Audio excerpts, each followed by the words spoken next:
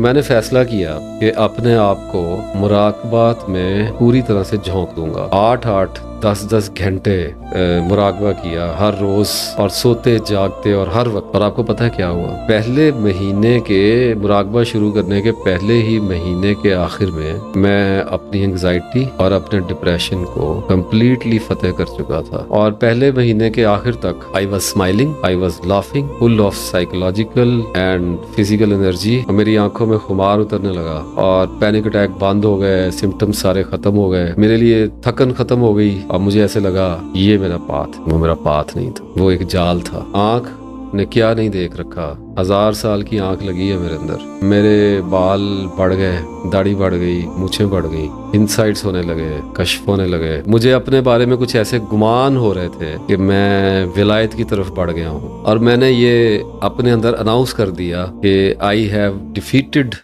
Depression and I am cured. میرے لیے بہت زیادہ یہ الارمنگ تھی، یہ کیسے ہو سکتا ہے کہ یہ سب کچھ ٹھیک ہو جائے اور میں واپس ورلڈلی دنیا میں چلا جاؤں، کیونکہ یہ ایسے ہوا نہیں ہے، مجھے نکالا ایسے نہیں گیا، مجھے بھیجا ایسے نہیں گیا، ایسے کیسے ہو سکتا ہے؟ لاجیکل نہیں ہے، ریشنل نہیں ہے کہ اللہ مجھے ٹھیک کر کے واپس دنیا میں بھیج دے گا۔ اتنا بڑا واقعہ بلا کسی مقصد کے تو نہیں ہوتا ہے، زندگی کا رخ موڑا گیا ہے تو اس کے پیچھے کوئی وجہ تو ہوگی۔ کھٹکتا تھا دل میں کہ مراقبے کا ذکر اسلام میں کہیں نہیں ہے، قرآن میں کہیں نہیں ہے، اللہ نے کہیں اس کی بات نہیں کی۔ آئیڈیا تو تھا، ذہن جب اینالائز کرتا تھا تو سوال تو ابھرتا تھا کہ مراقبہ کدھر ہے؟ تو کھٹکتا تھا دل میں کہ ذکر کیوں نہیں کیا میرے نبی صلی اللہ علیہ وسلم نے؟ اگر یہ اتنا تیر بہدف ہے کہ میرے جیسا آدمی بغیر کسی کی مدد سے ایک مہینے میں اپنی انگزائٹی اور ڈپریشن جو کہ 30 سال پرانی ہے اس کو ختم کر دیا ہے اس نے، تو اس کا ذکر کیوں نہیں ہے؟ تو ایک رینگتا ہوا شک میرے اندر اللہ نے داخل کیا۔ اسے میں نے دور سے آتے ہوئے دیکھا، اور وہ پتہ ہے کیا تھا؟ کہ ناصر افتخار، کیا کبھی تو نے یہ سوچا ہے کہ اللہ کی محبت تیرے دل میں جو ایسے چھا رہی ہے،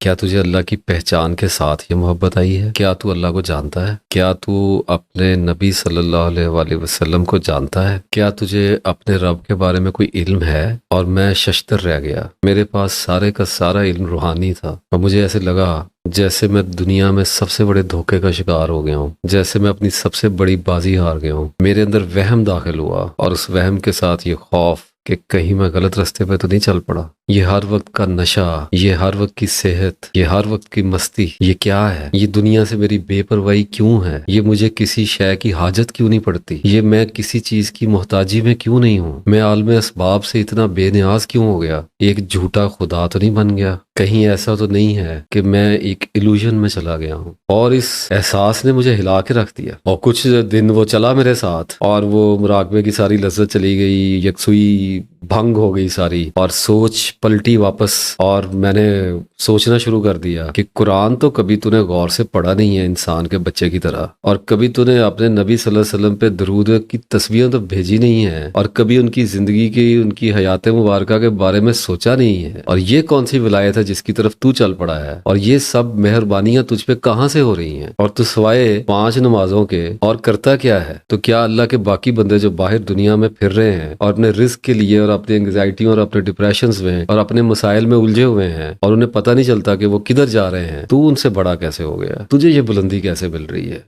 میرے لیے یہ سوال ایک قیامت بن گیا۔ فیصلہ کیا کہ قرآن پاک کو ایک بار مکمل پڑھوں گا بغیر عربی کے، اور سردیوں کے دن تھے، اور اپنے گھر کی چھت پہ ایک ٹراؤزر اور ایک بنیان پہن کے میں بیٹھا، وضو میں نے کیا، اور میں بیٹھا اور میں نے قرآن پاک کھولا، اور میں نے آسمان پہ دیکھا، اور میں نے اللہ کو کہا کہ یا الہی، اگر میرا راستہ ٹھیک نہیں ہے نا تو مجھے اس راستے سے ہٹا لے، مجھے تیری کتاب میں صرف ایک سوال کا جواب چاہیے، بس مراقبے کی حقیقت بتا، یہ راستہ تیری طرف آتا ہے یا نہیں آتا؟ کیونکہ لاجیکلی مجھے اسلام کی ضرورت پیدا نہیں ہو رہی تھی، تو یہ ترقی کیسے آ رہی تھی؟ یہ روحانیت کہاں سے آ رہی تھی؟ یہ لپکتی ہوئی معرفتیں میری طرف بڑھتی ہوئی اور مجھے یقین دلاتی ہوئی، اور میرے اوپر راز کھلتے ہوئے، اور یہ مجھے زیارتیں ہوتی ہوئیں، اور یہ مجھے اینٹیز ایکسٹرا ٹریسٹریل جو معاملات میرے اوپر کھلتے ہوئے، اور کہکشاؤں کے راز مجھے پتہ چلتے ہوئے، یہ سب کیا تھا؟ یہ میرے پاس سب کچھ کیوں آ رہا تھا؟ مجھے کون بتا رہا تھا؟ کون میری مدد کرنے کی کوشش کر رہا تھا؟